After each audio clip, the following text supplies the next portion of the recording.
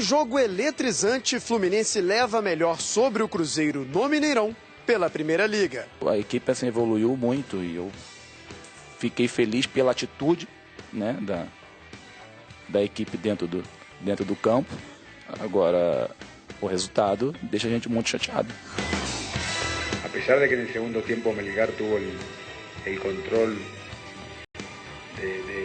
territorial y el control de la pelota, no tuvieron situaciones claras para poder empatar. Um árbitro está acostumado a apitar Série B, Série C e Série D, e chega aqui querendo ser mais do que os jogadores, né? Tava nem indo em direção ao gol, a mão do jogador estava mais para baixo do que mais distante do corpo, né? E acho que é ali que prejudicou mais a nossa equipe.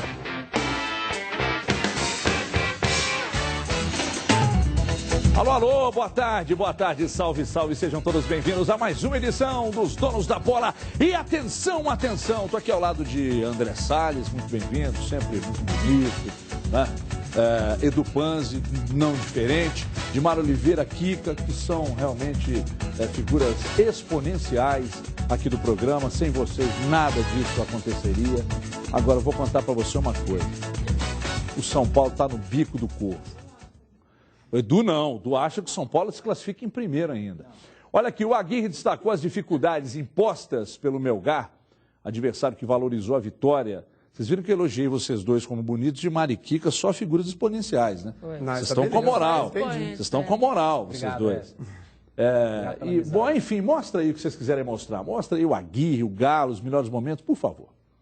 A pesar de que en el segundo tiempo Melgar tuvo el control territorial y el control de la pelota, no tuvieron situaciones claras para poder empatar, pero había mucho peligro y realmente pensé que sí, que en alguna situación podían encontrar el empate, porque me gustó mucho la movilidad de los delanteros de Melgar, permanentemente buscando opciones, los volantes intentando jugar. Fue complicado, por eso estoy contento, porque un debut en Copa Libertadores siempre es difícil, y especialmente cuando uno enfrenta a un rival como Melgar en casa.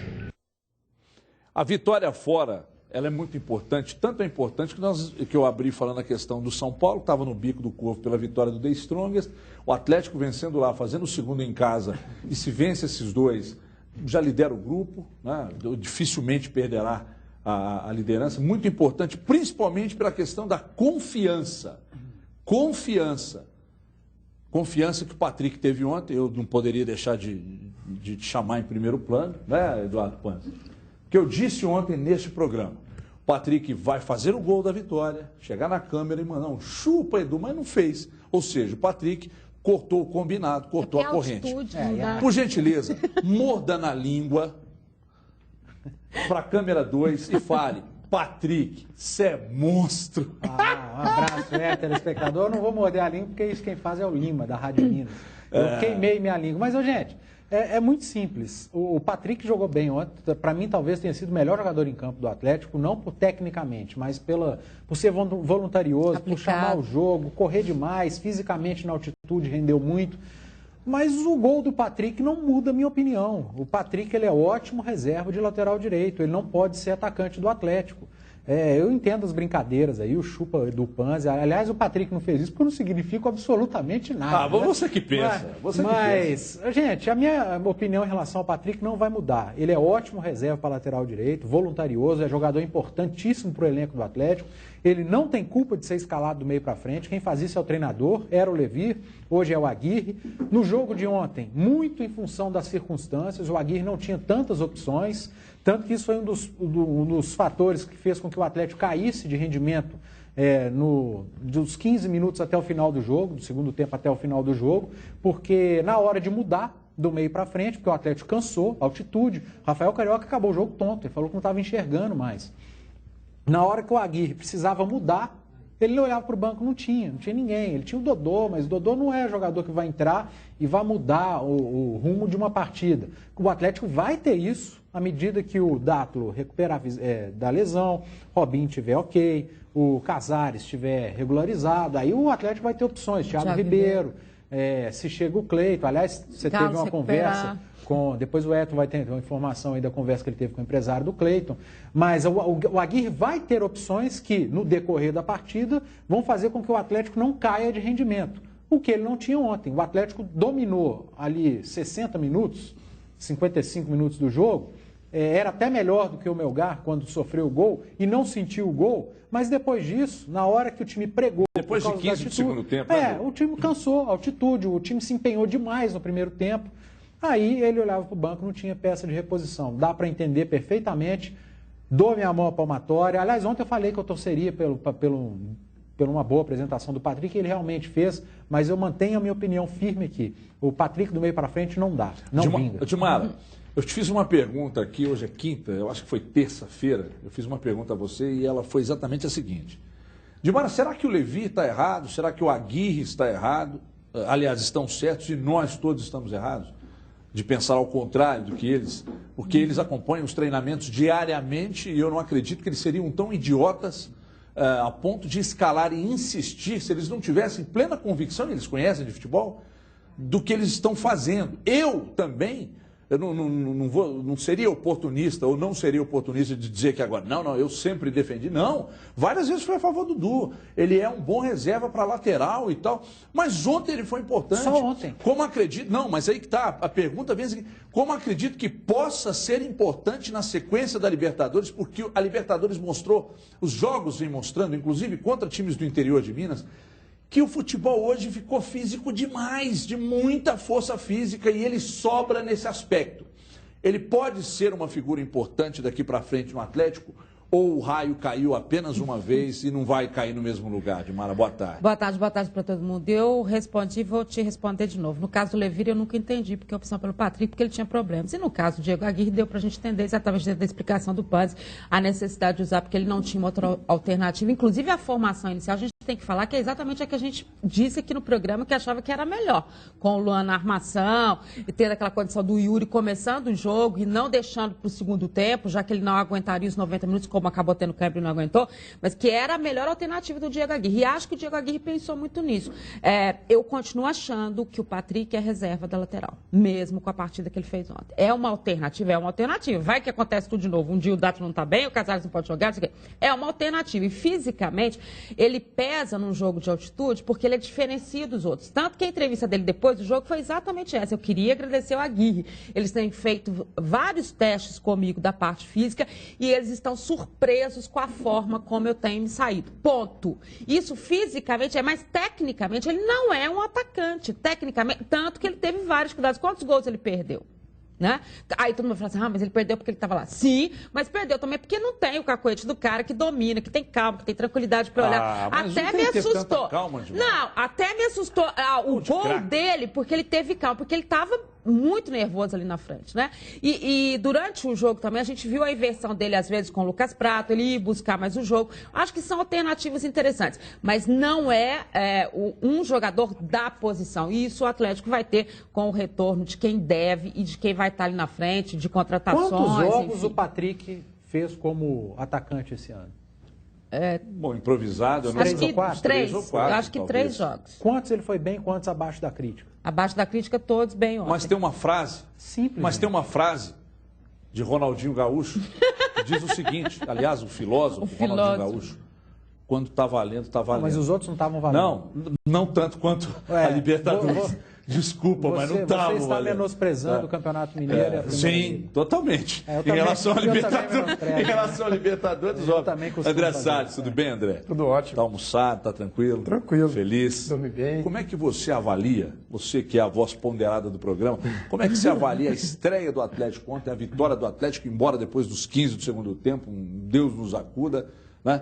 Quer dizer, o Vitor não trabalhou tanto, mas os caras ficaram com a bola. Domínio territorial, como diz o Aguirre. Aquele Ford Ka que ficava na esquerda ali, aquele motorzinho 1000 cilindrada lá, como é que é o nome dele? 22?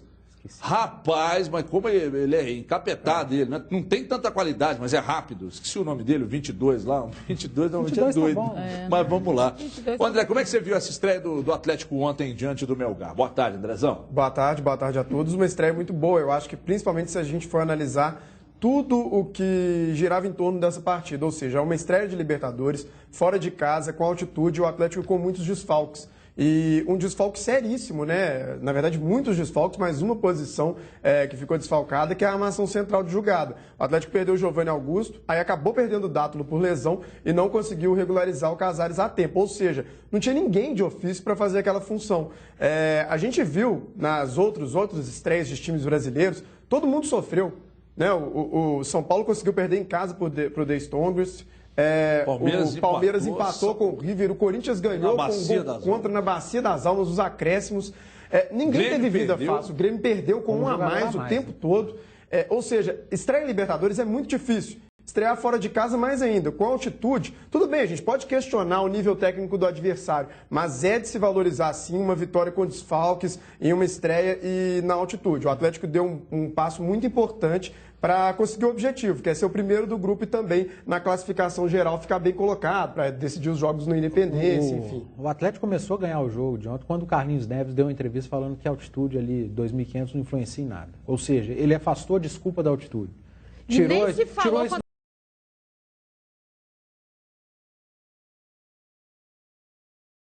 Correram muito. Eu não acho que eles cansaram. Claro que teve um pouco de influência, você falou que teve jogadores no final do jogo sente, de campo. Né? Mas eu acho que pela correria mesmo, o Atlético no primeiro tempo e até os 15 do segundo tempo foi muito intenso. E aí depois não tem jeito, é uma pressão natural do time que joga em casa, vai pra cima, tenta empatar o jogo. Ressaltar nisso aí o Marcos Rocha, né, Everton? Fez um partidaço. Tanto no apoio quanto indo na frente, na velocidade, na força física. Essa história que a gente sempre fala do físico, que o Carlinhos Neves tem esse primor, né, de ter essa condição, o Marcos Rocha é outro, que fisicamente faz muita diferença em termos de Libertadores. Ontem no segundo tempo, teve uma bola lançada na direita. E o Yuri disputou corrida com o lateral, o zagueiro, não me recordo. Ele saiu muito atrás e chegou muito à frente do zagueiro. Eu assistindo o jogo, eu pensei, acabou o gás dele ali. Porque se ele já não estava sobrando fisicamente e deu aquele pique na altitude, no segundo tempo acabou deu o gás ali. Arrancada, você lembra? Ele não tinha ninguém acompanhando ele, mas ele foi lá na frente e falou assim, individualmente, o Atlético foi muito bem ontem. O Rafael Carioca fez um partidaço. Marcos Rocha jogou muita bola. Douglas Santos nem tanto, porque ele segurou um pouco mais. Como o Marcos Rocha estava transitando muito, o outro lateral segura. Donizete, muito importante. Inteligente. O Donizete não tem classe, mas na hora de dar uma voadorazinha para baixar a bola do adversário, ele dá. O Donizete tem umas coisas, Edu. Tem gente que se transforma com a bebida. Tem gente que se transforma quando tem fortes emoções, e aí pode ser de uma série de fatores e tal. O Donizete se transforma na Libertadores. Quando a bola rola, o homem vira um capeta. Ele teve uma hora que ele deu uma sei lá, uma ombrada. O cara deve ter visto a bola numa greta. Tomou um cartão amarelo. E outro jogador que ele é muito criticado porque não faz gol, só faz gol de pênalti, mas não tem jeito. Ele é muito bom. Ontem, de novo, partidaço do Lucas Prato. Ele movimenta demais lá na frente. Até meteu uma bola na trave. Mas ele é diferenciado. É um jogador que é a cara da Libertadores também. Assim como o Donizete, o Lucas Prato, por mais que não faça os gols que todo mundo espera dele, ele não é centroavante. Eu não espero isso dele. Muita gente espera. Ele joga muita bola. E o Luan, fora de posição, deu uma enfiada de camisa 10, né? Para o Patrick, para o gol do Patrick. Então o Atlético, individualmente, funcionou muito ontem, e isso faz a diferença, e aquele espaço que a gente via, a defesa alta do Atlético sofrendo com qualquer adversário, ontem não sofreu. André, o Luan é o jogador que é o funcionário que toda empresa quer. O Aguirre falou isso. Porque o Aguirre falou isso? Não, nessas palavras não falou, mas o Luan não tem como. O Luan é um jogador que todo mundo quer. Porque se você colocar de lateral, ele joga. Se você colocar de volante, ele já jogou. Se você colocar de armador, ele joga, inclusive, me deu aquela metida de bola. Se você abrir ele pela direita, ele funciona. Se abrir ele pela esquerda, ele funciona. No marketing, ele é muito bom. Sem alarde. Só com aquela cara de maluco dele. Então, cara, é um jogador, eu digo que é o jogador mais importante, evidentemente guardadas as devidas proporções para o Robinho, e aí pelo rótulo, que o Atlético tem hoje. Porque ele desempenha todas as funções, se o Aguirre falar, vai jogar mais enfiado. No meio daí ele vai jogar e vai dar trabalho, mesmo daquele tamaninho. E interessante também é que esses jogadores que são importantes taticamente, eles conseguem fazer várias funções numa mesma partida. No final do jogo, os 20 minutos finais, né, o Atlético foi realmente sufocado, muito por causa do cansaço, da altitude, enfim, tudo que a gente já falou. E aí o Luan era um terceiro volante. Era Ele fez uma proteção do lado direito. Até porque ele não estava aguentando mais, né? Então é um jogador que tem essa leitura. Várias vezes a gente vê, Luan, mas você não subia mais para ataque? Não, é porque isso no ano passado, porque o Levi pediu para fazer um volante. Ou seja, é um jogador que te dá várias possibilidades numa mesma partida. Ele Agora, tem uma coisa que é importante quando a gente for analisar aqui, que muita gente está esquecendo. Não estou querendo ensinar nada para ninguém, que eu não sei nem para mim.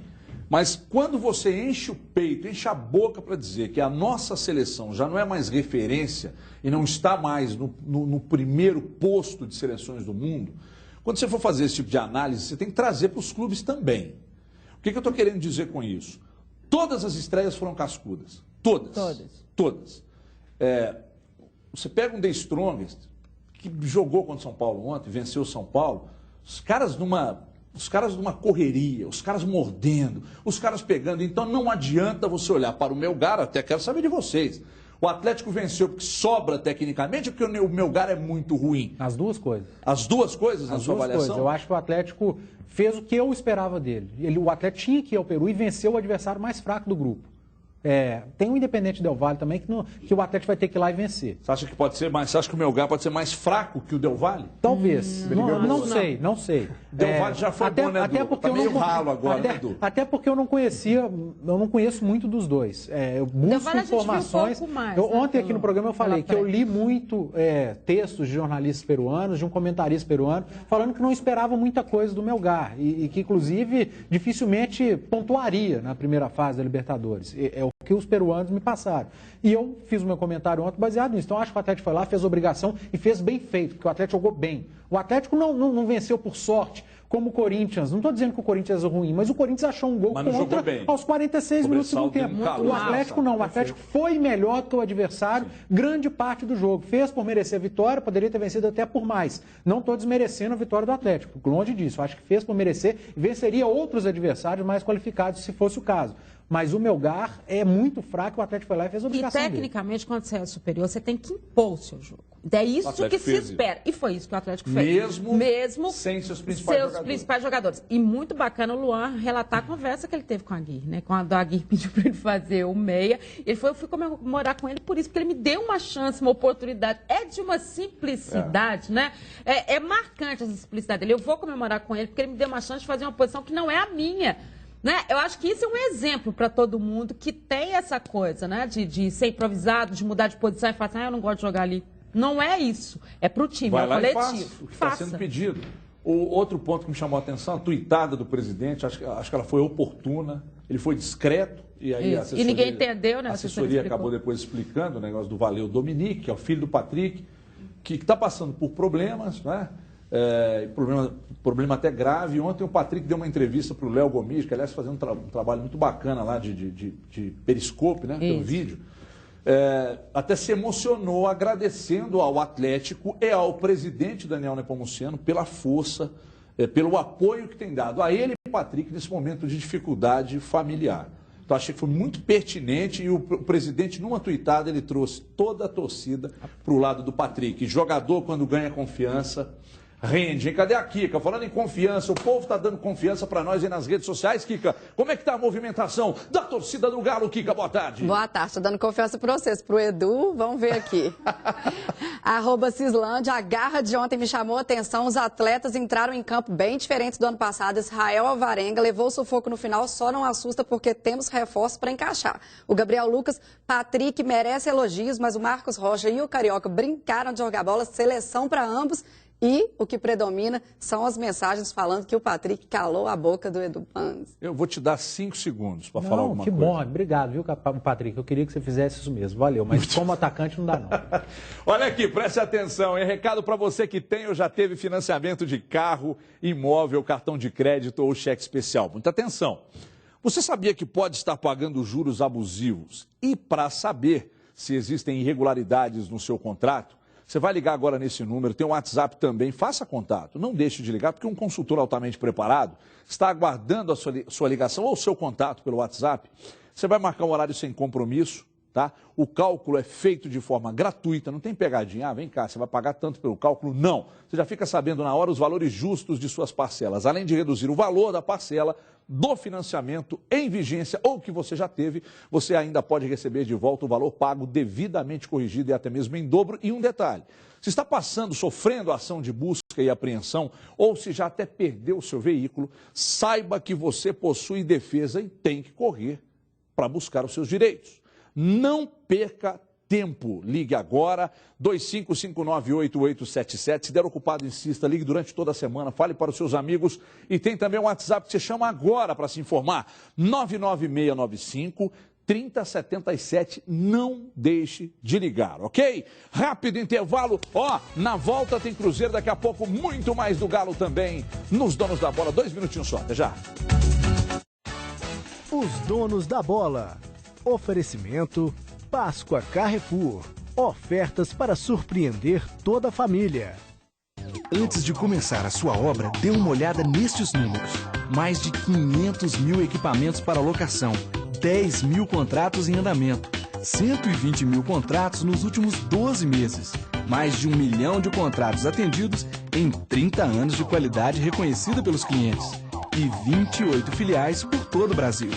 Loquiguel, toda a estrutura para sua obra a um número de você, 3462-9877.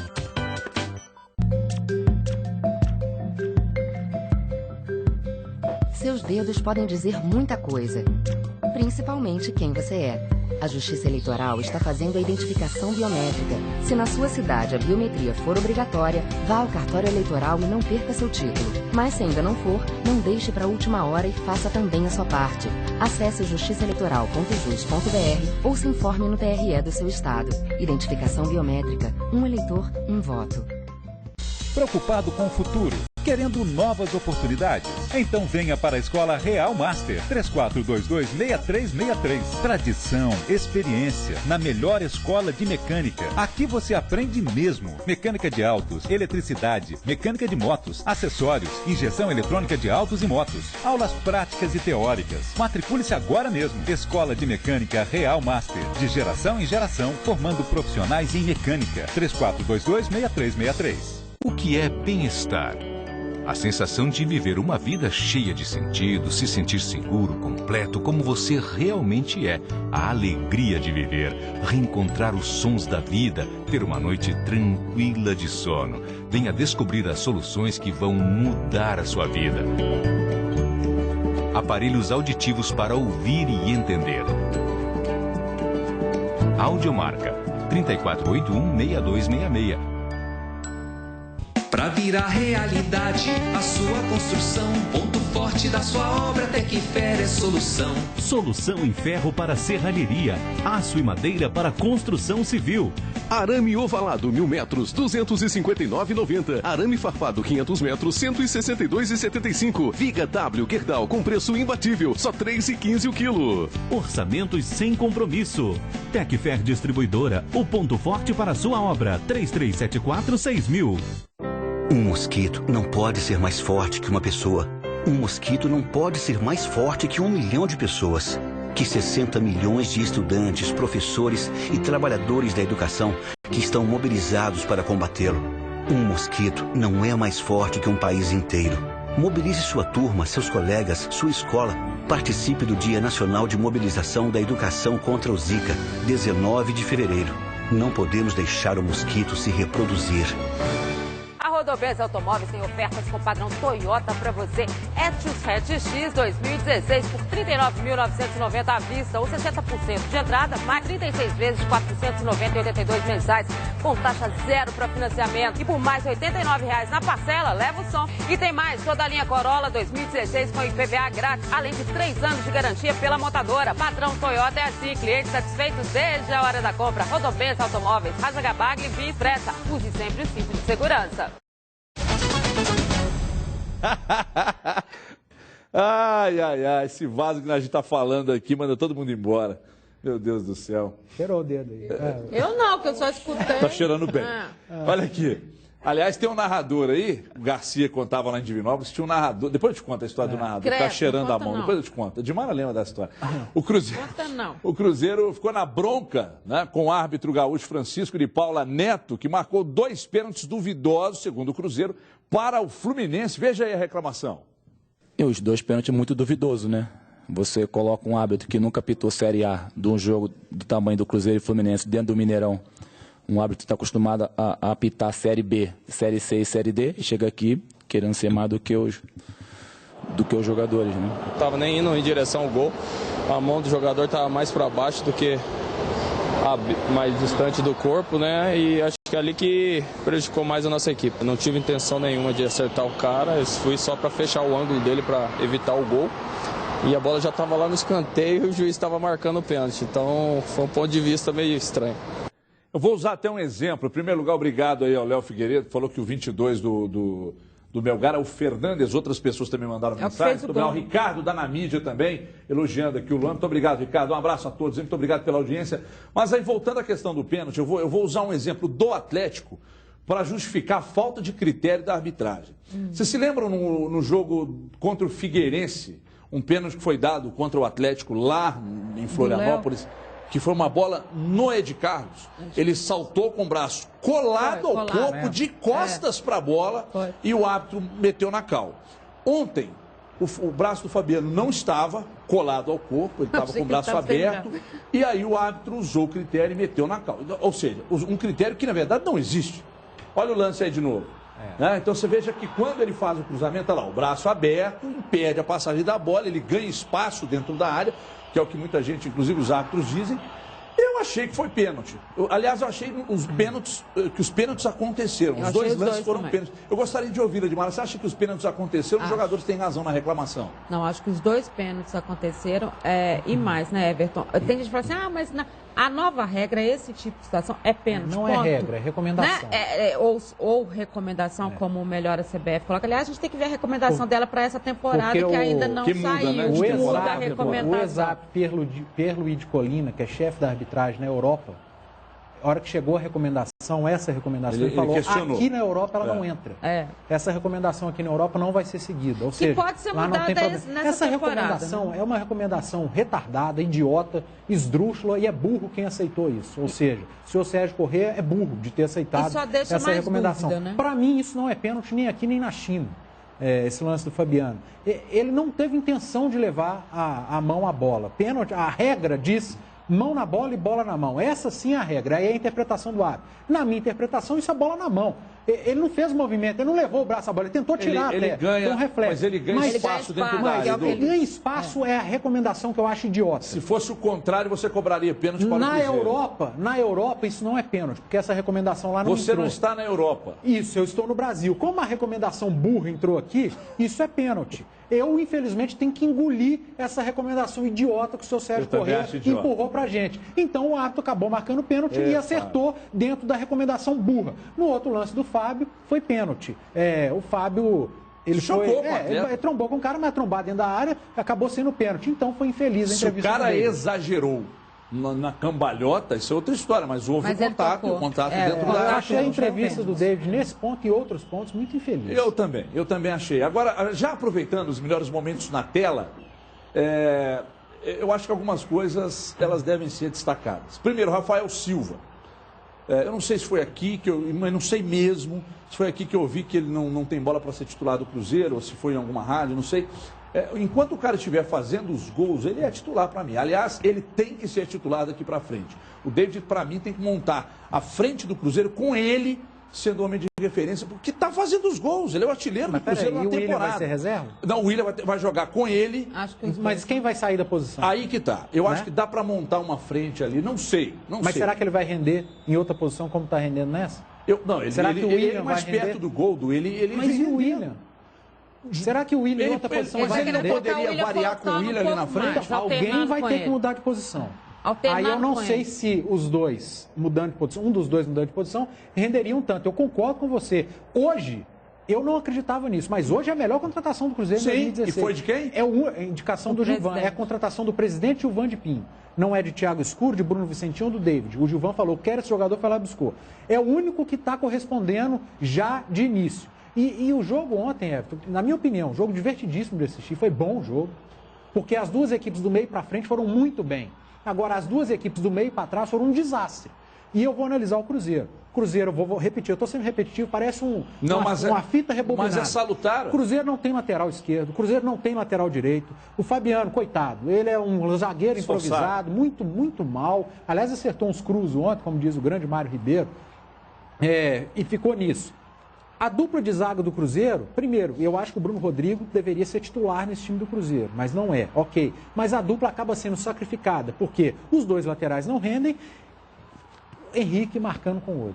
Na verdade... Já uns 4, 5 meses com o Henrique marca com o olho. Eu vou pegar uma carona. E o Ariel Cabral também ainda não voltou das férias, então tá complicado. Eu vou pegar uma carona no que você está dizendo. Ontem aqui no programa, André, eu acho que todo mundo falou, cuidado com Diego Souza. O Diego Souza atravessa uma nova boa fase, ele sempre teve qualidade, então cuidado com o Diego Souza. Isso é óbvio, né? Então... O Diego Souza ontem desfilou no gramado do Mineirão. Desfilou. Ele foi o dono do jogo, ele fez o que quis, ele fez gol, ele deu passe para gol, ele bateu pênalti rasteirinho, ele deu um bicuda que se pega no Fábio, enfia bola com o goleiro, tudo para dentro do gol. Então ontem ele desfilou. E um jogador do gabarito do Diego Souza não pode ter a tranquilidade que ele teve para trabalhar ontem. Não pode. Mas como é que você vai eliminar? Vai colocar um jogador e perder um jogador o tempo todo marcando? Cara, para ele não jogar vale qualquer coisa. Inclusive chegar um pouco mais duro, sem deslealdade, mas um pouco mais duro. Pô, ele ganhou todas. Não pode.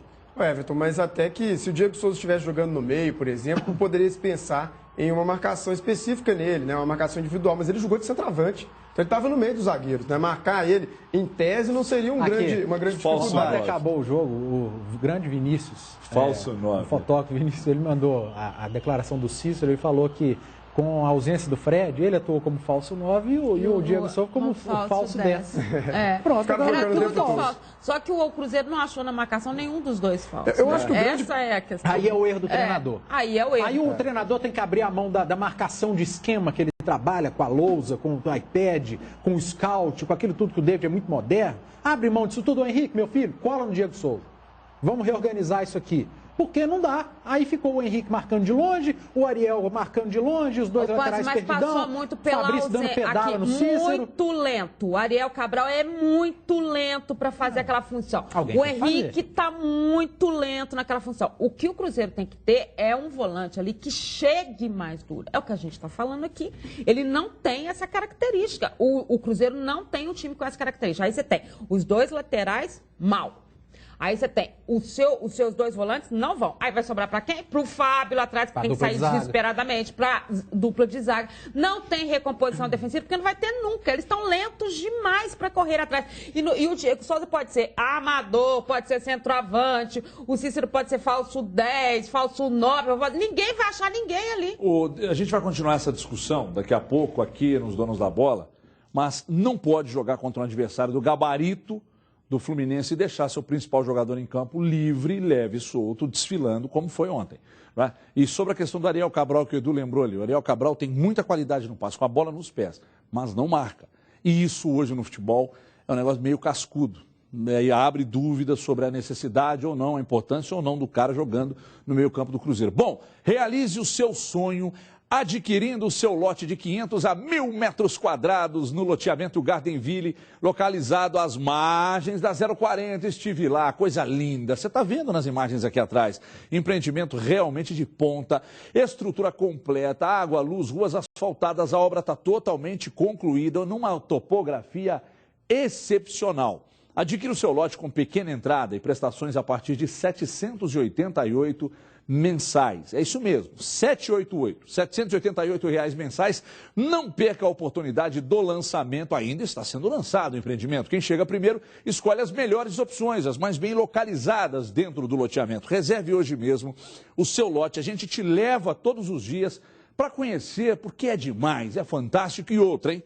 Só para você ter uma ideia, aqui na Band todo mundo comprou, porque é um ótimo negócio, não tem consulta ao SPC ou Serasa, não tem burocracia. E se você ligar agora ou chamar no WhatsApp e fechar o negócio, você vai ter R$2.000 de desconto na entrada. Então você vai dar só 6.000 de entrada, os dois você deixa que a gente paga lá. Faz uma vaquinha aqui e paga lá. Não deixe de ligar, 3485-0123, bata um papo com o doutor Antônio, com o Toninho, com o Rafa, faça um grande negócio, feche negócio, porque é uma ótima oportunidade em período de economia derrapando, porque está mais barato. Se tudo melhorar, óbvio que os valores subirão. 3485-0123, mais uma jogada da Bandeirantes Imóveis. A gente vai rápido, isso é para acordar a turma que está meio dormindo aí. A gente vai para um rápido intervalo, não saia daí, daqui a pouco, novidades sobre o Cleiton, do Figueirense, daqui a pouco, 2 minutos só, até já.